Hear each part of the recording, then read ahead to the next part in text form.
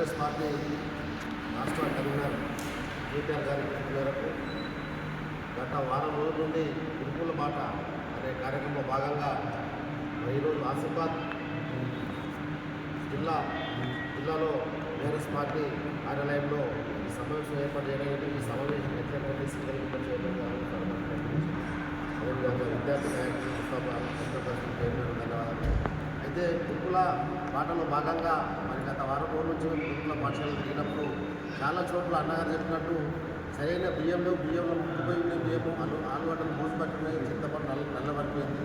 గుడ్లలో కూడా గుడ్లు ఉడకబెట్టిన తర్వాత కుళ్ళిపోయిన గుడ్లు కూడా ఇచ్చిండు. కానీ కలెక్టరే సాక్ష్యం ఇక్కడ. మరి ఇటువంటి పరిస్థితులలో గురుకులలో ఉన్నటువంటి పిల్లలు చాలామంది చనిపోతున్నారు. కాబట్టి మరి టీఆర్ఎస్ పార్టీ పరంగా ఈ గురుకుల పాఠశాలను చక్కదిద్దే సందర్భంలో కూడా మరి ఈ గురుకుల బాటను కార్యక్రమం పెట్టడం చాలా గర్వకారణం. దీనికి విద్యార్థులకు న్యాయం జరుగుతుంది. మరి మేము ఏదైతే గురుకుల పాఠశాలలు తిరిగి ఏవైతే రిక్వైర్మెంట్స్ ఉన్నాయో ప్రభుత్వానికి చెప్తే గిట్లా ప్రభుత్వం ముందుకొచ్చి వాళ్ళకు మంచి సౌకర్యం కల్పిస్తే పిల్లలకు సాగు దూరం అయితే పిల్లలకు మంచి చదువు ఉద్దేశంతో ఈ కార్యక్రమం పెట్టడం జరిగింది.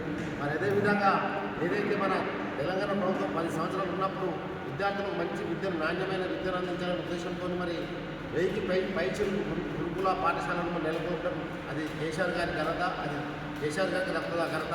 అందులో భాగంగా అప్పుడు ఎవరైతే మరి మన ఆర్ఎస్ ప్రవీణ్ కుమార్ గారిని గురుకుల రాష్ట్ర సెక్రటరీగా నియమించి మరి అన్ని గురుకుల పాఠశాలలు కావచ్చు, కేబీలు కావచ్చు, అన్నింటిలో కూడా మంచి పర్యవేక్షణతో వాళ్ళకి కావాల్సినటువంటి మౌలిక వసతులు, మంచి సౌకర్యాలు, మంచి భోజనము, వాళ్ళకు మటను, చికెను, పాలు, గుడ్లు అన్నీ కూడా నాణ్యమైన అందించడం జరిగింది. అందులో భాగం చాలామంది గురుకుల పాఠశాలలో చాలామంది విద్యావంతులైన ఆ రోజు గురుకుల పాఠశాల సీట్లు ఉండడం చాలా గర్వంగా ఫీల్ అయ్యేవారు. మరి ఈ రోజు గురుకుల పాఠశాల చూస్తాం తల్లిదండ్రులు బిక్కు రాత్రి నిద్రలు వస్తారు. ఇంకా ఏ బిడ్డకి ఏమైతే ఎవరికి విషాహారం అవుతుందో, ఎవరు చనిపోతారనే భయం కలుగుతుంది ఈరోజు.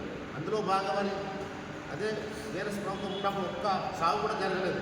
చిన్న ఏమైనా ఇన్సిడెంట్ అయినా కావచ్చు, కానీ ఎవరు కూడా ప్రాణ నష్టం జరగలేదు ఏ విద్యార్థి కూడా. మరి ఇదే ఒక్క సంవత్సరం రేవంత్ రెడ్డి పాలన లోపల, కాంగ్రెస్ పాలన లోపల సుమారు 50 మంది విద్యార్థులు చనిపోయిందంటే దానికంటే దరిద్రమే లేదు. మరి ఇలా పాలన ఏ విధంగా ఉందంటే దీన్ని బట్టి మనకు అర్థమవుతుంది. కాబట్టి మేము ఈరోజు టీఆర్ఎస్ పార్టీ పరంగా మేము ఒకటే డిమాండ్ చేస్తున్నాం. తప్పకుండా మీరు ఏవైతే గురుకుల పాఠశాలలు కేజీబీలు ఉన్నాయో అవన్నింటిలో కూడా మంచి భోజనం అందియాలి, వాళ్ళకి సౌకర్యం కలిగించాలి. ఈ చలికాలం వస్తే వాళ్ళకి చెద్దర్లు కంపలు కూడా ఇవ్వలేని పరిస్థితి కాదు. తొందరలో వాళ్ళకి చలి పెట్టకుండా వాళ్ళకి చెద్దర్లు కంపలు ఇవ్వాలి, మంచి నీరు అందియాలి, వాళ్ళకి అన్ని సౌకర్యాలు కల్పించాలని చెప్పేసి మేము పార్టీ పరంగా డిమాండ్ చేస్తున్నాం.